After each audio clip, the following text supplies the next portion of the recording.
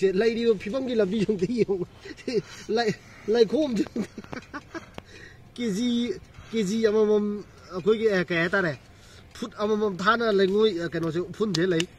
फजारे अदुना गाड़ी से थौबो सुया यादरे सिगी सी उफुन से मैं सिंग दियो आई खुतिन दिंगे यौद्री में से सी फिफम से कमाइना तमिंगलोंग यौदिनो खनबदो खोय मम ने जिक लेरी यो हजिक तमिंगलोंग हाइगलै सी किलोमीटर अखोई चौराकना तारा त्रांगाम की चांगदने खोय थौगलै से अदो खोयना पाउ ताबदा सी तमिंगलोंग यौबो सी फिफम से लई है पाउ ताय अदुना कमाइना तमिंगलोंग खतोइनो सिने खोय जे खल्ली से यंग सी लबी फिफम जुंगी यो अखोई चली से गाड़ी मचानी अदो कार थोरकप थोलकप उ अमा नत्रगना गाड़ी अमा थाइनाबदा अखोई गाड़ी थौ सोंगमदे अदु फिफम ने जिक लई से तमिंगलोंग गी लेरिबा कंडीशन ने जे मैं अदुना तमिंगलोंग लाके खनबिरगदी हजिक सी फिफम द लई अदुना नोंजु था मतमदना मुसी लेखोम थोगा याम नुंगाइतबा ममांगी कोई रेनी सीजन मतमदा नोंजु था कोई तमिंगलोंग मु चचरोई अदो लंबी याम नुंगाइते अदुसु लेखोम लेनांग गाड़ी थौबो यादबा अदो हजिक नमु के दौरे ngam थादना उफुन की प्रॉब्लम सिने अदो यारगदी मसी मणिपुर सरकार याम कन्ना उदि सेंबिरी अदो तमिंगलोंग सिसु याम मरु ओइबा टाउन अमा खकनी चुचामपुर की मोलनोम हारिबा मफम सी मार्केट सुंगै लेते युम चाम चनी खतने तारिसे अदुदा लंबी अदुक मतिक फै अदुगा सी तमिंगलोंग चाउरबा कोइगे टाउन अमा लेबसिदना लंबी सी यामना कय तारे सी फिल्म सिददी कोइ मी कराम चनिंगोय अदुना यादे सरकारनसु खरा मियें चांबिरगा मसी प्रोजेक्ट खाथुना लोसिनने हाबगी पाउजन तो कोइ पिचनी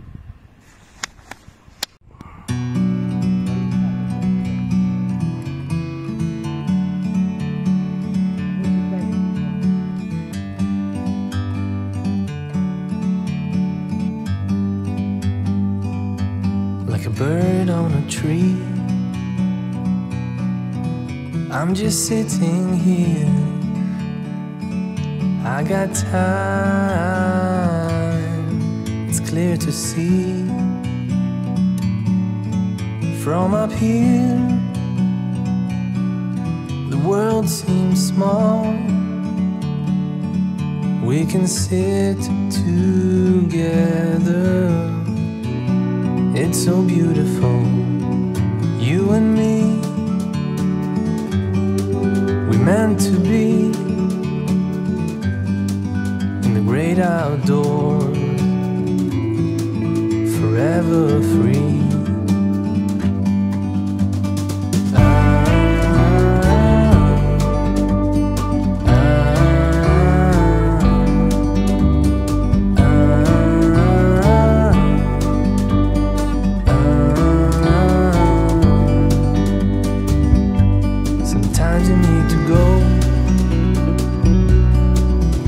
Take a step back to see the truth around you. From a distance you can tell.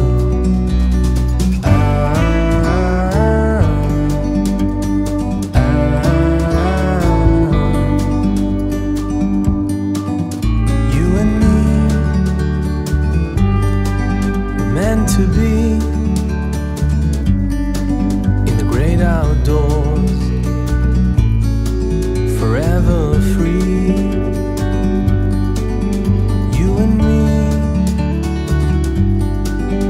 meant to be in the great outdoors, forever free.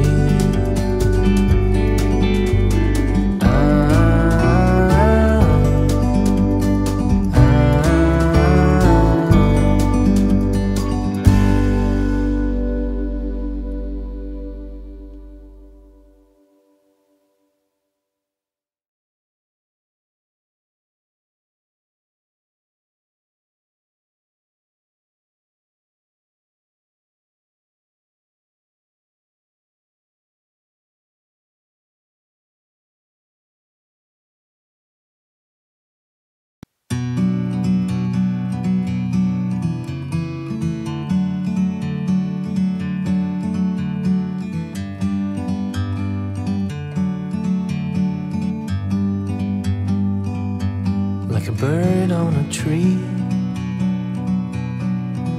I'm just sitting here.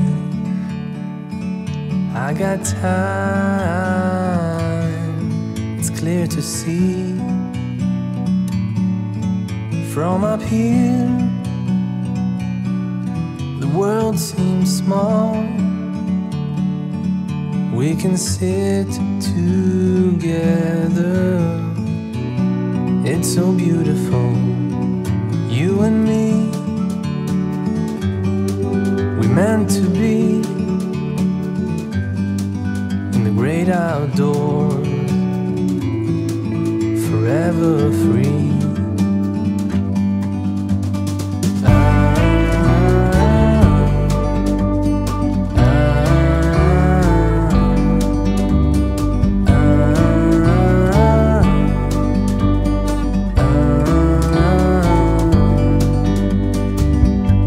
Sometimes you need to go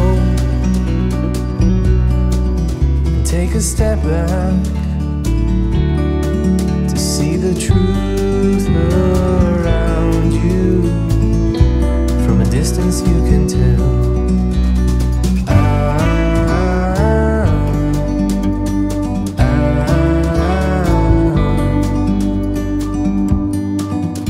You and me were meant to be in the great outdoors, forever free. You and me meant to be. แม่ไม่สิเลยสิตำแหน่งลงบาซาร์นี่ตำแหน่งลงกี่คุยกี่ของช่างทุกปีลำบีน่ะสมตัวนี้สมตัวสิกิตาพิปวยเลยจะหายกี่ตัวบ้าตัวคุยน่ะสิตัวโฮเทลแล้วมันจะจักจ่าเลยตัวคุยสิชัดตุยสิสมตัวหายกับครากาIT โรดตัวนี้ IT โรดตัวจัดแล้วก็คุยกี่ตำไม่จะกี่บนลำบี left side นั่นแต่ว่า right side ลมจะหายแล้วกันนะบาลกให้ว่าคุยกี่คุณจะกี่บนลำบีลมจัดแล้วก็35 กิโลเมตรสิคุยเตียนชิลเลยหายอะตุกี้ลำบีตัวคุยงาซีทริอัลลอยนะทั้งจัดละกามายามเดสุตุกี้ลำบีตุกี้เกันโนตุอุลเกตเอาเนี่ยฮัจิปุ่งมังงากันมินิอิฟุมังงาตรุกตัดเลยอะตุคุยตามิงลุงกี้เอเรียยามมันจะคุยลุยนะมันเงี้ยพัซาร์อะตุฮัจิล็อกดาวน์นั้นมาแล้วมวยก็ดุการทิ้งจุดทุ่งล้วนบ้าให้ตาเรมวยกี้อะตุน่ะมีจูแก่ลำบีดูเสร็จๆอะตุมายามมาทั้งไอ้อมุมายามเดเสียตัวเจอ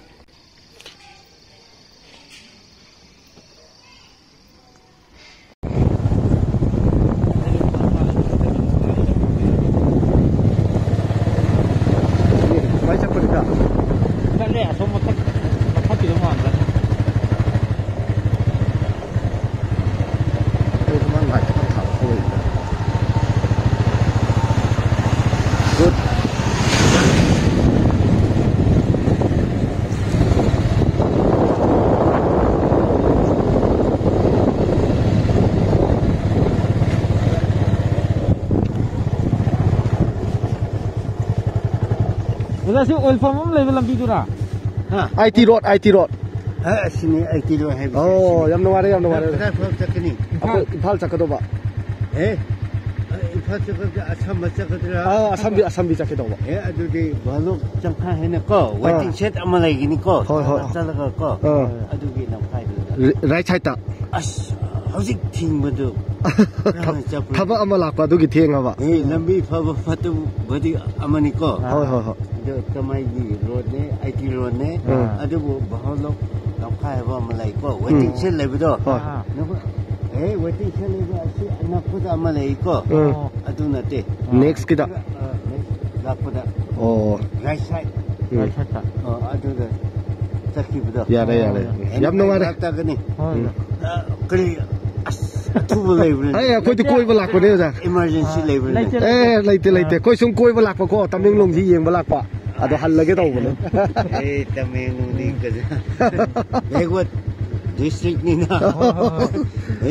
Apa betul ko? Jingsing ada. Yare. Yam naware sa. Thank you. Ado ni ko. Tamay have matang cak dalam di kami ko. Thank you. Good night. Yare. Good night. Ado dah ni ko.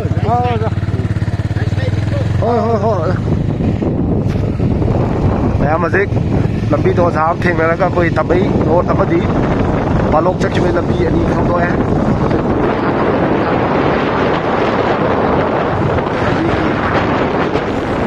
apa keno to ka ꯂꯥꯛꯄꯗ ꯈꯣꯡꯁꯥꯡꯂꯣꯝꯗꯒꯤ ꯂꯥꯛꯑꯒꯁꯨ ꯁꯣꯝꯗ ꯆꯠꯄ ꯌꯥꯏ ꯍꯥꯏꯕ ꯂꯝꯕꯤꯗꯣ ꯈꯪꯍꯧꯗꯕꯅꯤ ꯑꯗꯨꯅ ꯃꯌꯥꯝꯗ ꯁꯤꯌꯔ ꯇꯧꯖꯒꯦ ꯇꯧꯕꯅꯤ ꯑꯩꯍꯥꯛꯀꯤ ꯑꯦꯛꯁꯄ꯭ꯂꯣꯔꯦꯁꯟ ꯃꯅꯤꯄꯨꯔꯒꯤ ꯏꯄꯤꯁꯣꯠ ꯑꯃꯒꯤ ꯃꯈꯥ ꯆꯠꯊꯔꯛꯄ ꯑꯩꯈꯣꯏꯒꯤ ꯃꯃꯥꯡꯗ ꯆꯠꯈꯤꯕ ꯇꯃꯦꯡꯂꯣꯡ ꯆꯠꯈꯤꯕꯗꯨꯒꯤ ꯃꯈꯥ ꯆꯠꯊꯔꯛꯄ ꯍꯧꯖꯤꯛꯅ ꯑꯅꯧꯕ ꯂꯝꯕꯤꯁꯤꯡꯁꯦ ꯈꯪꯗꯣꯛꯃꯤꯟꯅꯁꯦ ꯇꯧꯕꯅꯤ ꯐꯔꯦ ꯃꯌꯥꯝ ꯑꯗꯣ ꯃꯌꯥꯝ ꯃꯊꯪ ꯑꯗꯨꯝ ꯑꯩ ꯊꯥꯒꯠꯆꯔꯛꯀꯦ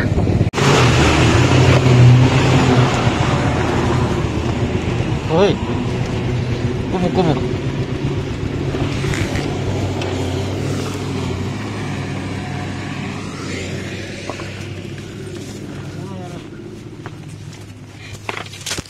ꯌꯥꯝ ꯂꯝꯕꯤꯗꯤ ꯐꯖꯔꯦ ꯃꯁꯤ ꯑꯩꯈꯣꯏ ꯆꯠꯂꯤꯁꯦ ꯑꯁꯝꯕ ꯂꯝꯕꯤꯅꯤ ꯕꯥꯂꯣꯛ ꯑꯍꯥꯟꯕ ꯇꯥꯔꯅꯤ ꯀꯔꯤ ꯈꯨꯟꯇꯥꯒꯦꯗꯨꯗꯤ ꯌꯦꯡꯃꯤꯟꯅꯔꯁꯦ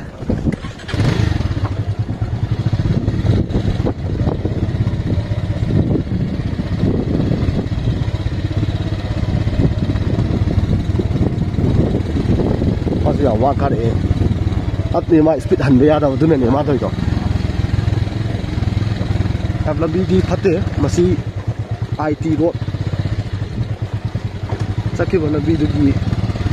ꯅꯥꯀꯟꯂꯣꯝꯗ ꯆꯠꯄ ꯂꯝꯕꯤꯅꯤ ꯑꯩꯈꯣꯏꯅ ꯍꯧꯖꯤꯛ ꯂꯥꯛꯏꯕꯁꯤ ꯃꯁꯤ ꯃꯣꯏꯅ ꯑꯩꯈꯣꯏ ꯅꯣꯡꯖꯨ ꯊꯥ ꯅꯠꯇꯕ ꯃꯇꯝ ꯅꯤꯡꯊꯝꯊꯥ ꯍꯥꯏꯕ ꯇꯥꯔꯦ ꯑꯗꯨꯒꯤꯗ ꯑꯌꯥꯝꯕ ꯁꯤꯖꯤꯟꯅꯕ ꯂꯝꯕꯤꯅꯤ ꯍꯥꯏ ꯑꯗꯨꯒ ꯅꯣꯡꯖꯨ ꯊꯥꯗꯗꯤ ꯃꯣꯏ ꯁꯤ ꯂꯝꯕꯤꯁꯤ ꯆꯠꯇꯦ ꯀꯩꯅꯣꯗꯤ ꯂꯝꯕꯤꯁꯤ ꯌꯥꯝ ꯐꯠꯇꯕꯅꯤꯅ ꯑꯗꯒꯤ ꯁꯦꯝꯕꯤꯗꯕ ꯂꯝꯕꯤ ꯑꯣꯏꯕꯅꯤꯅ ꯆꯠꯇꯕ ꯍꯥꯏꯕ ꯇꯥꯔꯦ ꯑꯗꯨꯒ ꯍꯧꯖꯤꯛ ꯇꯃꯦꯡꯂꯣꯡ ꯆꯠꯄꯒꯤ ꯂꯝꯕꯤꯁꯤ ꯗꯕꯜ ꯂꯦꯟꯅꯤ ꯃꯣꯏ ꯍꯧꯖꯤꯛ ꯁꯦꯝꯃꯤꯁꯤ ꯁꯔꯀꯥꯔꯅ ꯃꯁꯤ ꯂꯝꯕꯤꯁꯤ ꯂꯣꯏꯔꯒꯗꯤ ꯁꯤ ꯂꯝꯕꯤꯁꯦ ꯑꯩ ꯑꯣꯜꯃꯣꯁ ꯅꯦꯒ꯭ꯂꯦꯛ ꯇꯧꯈ꯭ꯔꯅꯦꯅ ꯈꯜꯂꯦ ꯇꯧꯕꯗꯕꯨ ꯀꯤꯂꯣꯃꯤꯇꯔꯗꯤ ꯌꯥꯝꯅ ꯁꯝꯃꯦ ꯍꯥꯏ ꯁꯤ ꯂꯝꯕꯤꯁꯦ ꯑꯩꯈꯣꯏꯁꯨ ꯑꯍꯥꯟꯕ ꯆꯠꯄ ꯂꯝꯕꯤꯅꯤ ꯑꯗꯨꯅ ꯃꯌꯥꯝ ꯅꯤꯡꯊꯝꯊꯥ ꯇꯃꯦꯡꯂꯣꯡꯗ ꯂꯥꯛꯄꯤꯒꯦ ꯍꯥꯏꯔꯒꯗꯤ ꯏꯔꯪ ꯊꯣꯡ ꯑꯍꯥꯟꯕ ꯈ꯭ꯋꯥꯏ ꯃꯊꯛꯇ ꯂꯩꯕ ꯏꯔꯪ ꯊꯣꯡ ꯍꯥꯏꯔ ꯈꯪꯅꯩ ꯍꯥꯏ ꯑꯗꯣ ꯍꯥꯏꯔꯤꯕ ꯏꯔꯪ ꯊꯣꯡ ꯂꯥꯜꯂꯀꯥꯟꯗ ꯂꯥꯛꯀꯗꯧꯕ ꯂꯝꯕꯤꯅꯤ ꯍꯟꯕꯗꯁꯨ ꯏꯔꯪ ꯊꯣꯡ ꯂꯥꯟꯒꯗꯣꯏꯅꯤ ꯑꯅꯤꯁꯨꯕ ꯏꯔꯪ ꯊꯣꯡꯅ ꯉꯔꯥꯡ ꯅꯍꯥꯟ ꯊꯣꯡꯗꯣ ꯁꯦꯝꯃꯒ ꯂꯥꯟꯊꯒꯦꯅ ꯇꯧꯕꯗꯒꯤ ꯆꯤꯐ ꯃꯤꯅꯤꯁꯇꯔꯅ ꯁꯤꯟꯊꯥꯈꯤꯕꯗꯨꯅ ꯑꯅꯤꯁꯨꯕ ꯏꯔꯪ ꯊꯣꯡ ꯅꯣꯅꯦꯒꯤ ꯂꯝꯕꯤꯗ ꯂꯩꯕꯗꯨꯅꯤ ꯑꯗꯨꯒ ꯑꯍꯨꯝꯁꯨꯕ ꯏꯔꯪ ꯊꯣꯡꯅ ꯑꯩꯈꯣꯏꯒꯤ ꯈꯧꯄꯨꯝ ꯆꯠꯄ ꯂꯝꯕꯤꯗ ꯈꯧꯄꯨꯝ ꯇꯝꯄꯥꯛ ꯆꯠꯄ ꯂꯝꯕꯤꯗ ꯂꯩꯕꯗꯣ ꯑꯗꯨꯅ ꯑꯍꯨꯝꯁꯨꯕ ꯏꯔꯪ ꯊꯣꯡꯅꯤ ꯑꯗꯣ ꯁꯨꯃꯥꯏꯅ ꯇꯧꯗꯅ ꯏꯔꯪ ꯊꯣꯡ ꯑꯍꯨꯝ ꯂꯩ ꯍꯥꯏꯕꯁꯤ ꯑꯩꯒꯤ ꯑꯣꯏꯅ ꯍꯥꯏꯕ ꯇꯥꯔꯦ ꯉꯁꯤꯅ ꯑꯍꯥꯟꯕ ꯈꯪꯖꯩ ꯑꯗꯣ ꯑꯩꯈꯣꯏꯅ ꯂꯥꯛꯏꯕ ꯂꯝꯕꯤꯁꯤ ꯑꯍꯥꯟꯕ ꯏꯔꯪ ꯊꯣꯡ ꯈ꯭ꯋꯥꯏ ꯃꯊꯛꯇ ꯂꯩꯕꯗꯣ ꯂꯥꯟꯕ ꯂꯝꯕꯤꯗꯨꯅꯤ ꯃꯁꯤꯗꯒꯤ ꯂꯥꯛꯑꯀꯥꯟꯗ ꯑꯩꯈꯣꯏ ꯅꯣꯅꯦ ꯌꯧꯔꯝꯗꯥꯏꯗ ꯇꯥꯒꯅꯤ ꯌꯧꯔꯝꯗꯥꯏꯗ ꯇꯥꯔꯀꯥꯟꯗ ꯏꯝꯐꯥꯜ ꯆꯠꯈꯤꯕꯒꯤ ꯂꯝꯕꯤꯁꯤꯅ ꯁꯝꯃꯤꯅ ꯃꯣꯏꯅ ꯇꯥꯛꯄꯤꯔꯛꯄꯗꯒꯤ ꯑꯩꯈꯣꯏ ꯁꯤꯗ ꯂꯥꯛꯄꯅꯤ ꯒꯥꯔꯤ ꯌꯥꯝꯅꯗꯤ ꯆꯠꯇꯦ ꯑꯗꯣ ꯃꯌꯥꯝꯁꯤꯗ ꯒꯥꯔꯤ ꯂꯥꯛꯏꯁꯦ ꯁꯨꯃꯥꯏꯅ ꯇꯧꯗꯅ ꯒꯥꯔꯤ ꯌꯥꯝ ꯇꯣꯏ ꯂꯥꯛꯄꯗꯤ ꯅꯠꯇꯦ ꯄꯕ꯭ꯂꯤꯛ ꯚꯦꯍꯤꯀꯜ ꯃꯣꯏ ꯑꯃꯈꯛ ꯂꯥꯛꯏꯁꯦ ꯑꯗꯨꯅ ꯃꯁꯤ ꯅꯨꯄꯤ ꯑꯉꯥꯡ ꯌꯥꯎꯔꯒ ꯆꯠꯄꯗꯗꯤ ꯈꯤꯇꯪ ꯅꯨꯡꯉꯥꯏꯗꯧ ꯃꯥꯟꯗꯦ ꯑꯗꯨꯒ ꯀꯥꯔ ꯆꯠꯄꯁꯨ ꯅꯨꯡꯉꯥꯏꯔꯣꯏ ꯂꯝꯕꯤꯁꯦ ꯑꯩꯈꯣꯏ ꯕꯥꯏꯛꯀꯨꯝꯕ ꯑꯩꯈꯣꯏ ꯈꯤꯇꯪ ꯅꯍꯥ ꯉꯥꯛꯇ ꯆꯠꯄꯒꯤ ꯑꯣꯏꯔꯒꯗꯤ ꯑꯗꯨꯝ ꯑꯦꯛꯁꯄꯤꯔꯤꯌꯦꯟꯁꯀꯤ ꯑꯣꯏꯅ ꯊꯧꯒꯦ ꯍꯥꯏꯔꯒꯗꯤ ꯊꯧꯕꯤꯕ ꯌꯥꯅꯤ ꯑꯗꯨꯒ ꯌꯥꯝ ꯀꯣꯝꯅ ꯅꯨꯡꯉꯥꯏꯅ ꯆꯠꯀꯦ ꯍꯥꯏꯔꯒꯗꯤ ꯃꯁꯤ ꯅꯨꯡꯉꯥꯏꯕ ꯂꯝꯕꯤꯗꯤ ꯑꯣꯏꯗꯦ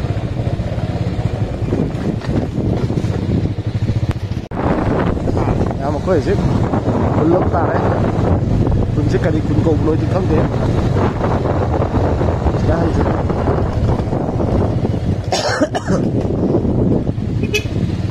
ꯈꯣꯡꯅꯣꯔꯦ ꯏꯄꯥ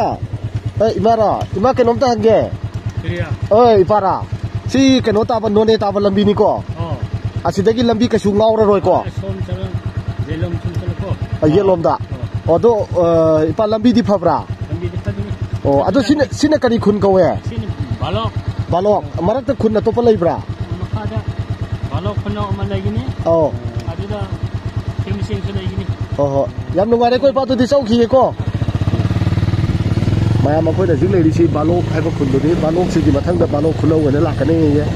ꯑꯗꯣ ꯔꯥꯏꯠ ꯁꯥꯏꯠ ꯂꯣꯝꯗ ꯑꯗꯨꯝ ꯆꯠꯂꯣ ꯍꯥꯏ ꯁꯤꯗꯤ ꯈꯨꯟ ꯌꯥꯝ ꯐꯖꯅ ꯇꯥꯔꯦ ꯃꯌꯥꯝ ꯁꯤ ꯌꯥꯝ ꯅꯨꯡꯁꯤꯁꯤ ꯕꯥꯂꯣꯛꯇꯒꯤ ꯕꯥꯂꯣꯛ ꯈꯨꯅꯧ ꯀꯣ ꯕꯥꯂꯣꯛ ꯈꯨꯅꯧ ꯃꯊꯪꯗ ꯀꯩꯅꯣ ꯍꯥꯏꯔꯛꯄꯅꯣ ꯈꯨꯟ ꯑꯃ ꯍꯥꯏꯔꯛꯏꯗꯨꯅꯤ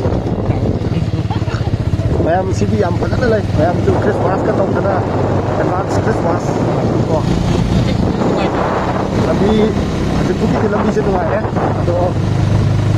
ꯀꯌꯥꯝ ꯅꯨꯡꯉꯥꯏꯇꯕꯗꯨꯗꯤ ꯑꯩꯈꯣꯏ ꯑꯃꯨꯛ ꯌꯦꯡꯃꯤꯟꯅꯔꯁꯤ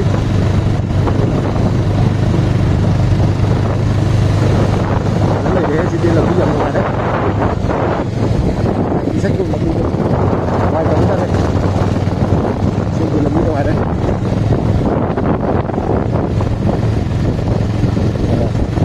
cái này nữa đã chạy tới sao rồi được không mình biết tú cái giống thang mình biết chúng ta đã hết đấy chúng ta sẽ biết đi là phải rất thà đi đâu đâyคุณจะมาทำอะไรล่ะพี่อะไรอ่ะที่มาในที่นี้สบายเลยที่นี่ที่ตรงไหนเลยสิ่งเหล่านี้ที่เราจะทำกันนี่ไปหมดที่เราเป็นเจ้าคุณทางว่าทำยิ่งใหญ่มาดูตั้งยี่ยี่ต้องเลย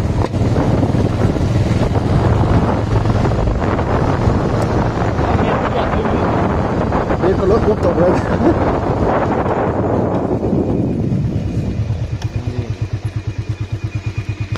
แล้วสิอีดังทงอาหารมาให้ดูสิสิเนี่ยJadi aku varian makan rom sak itu nih, noni rom satu ini.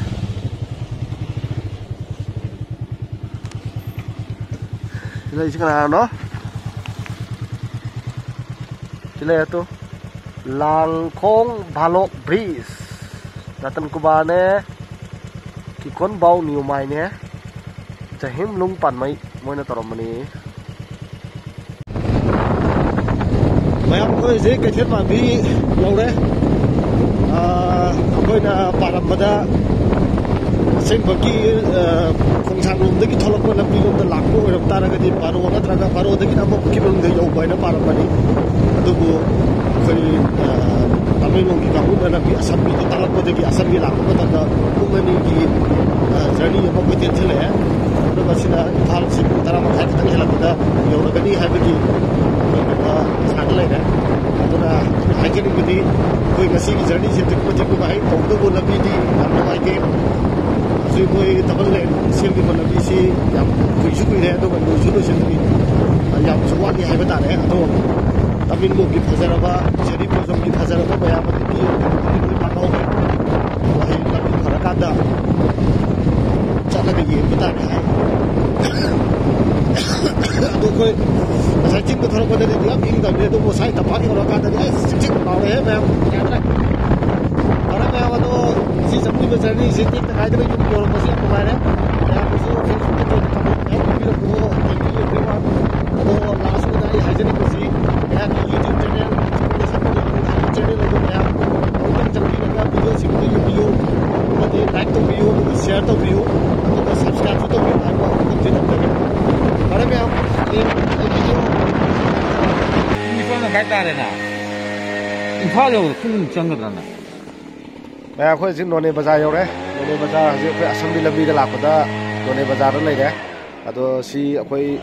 Tamil Nadu cái nồi ta nó muốn làm cái lapun mani samjhe này, kilometer 35 của máy xăm này hay rồi mà em winter season da Tamil Nadu da sắp kia là cái đi si làm đi assam bây giờ sắp đi bây giờ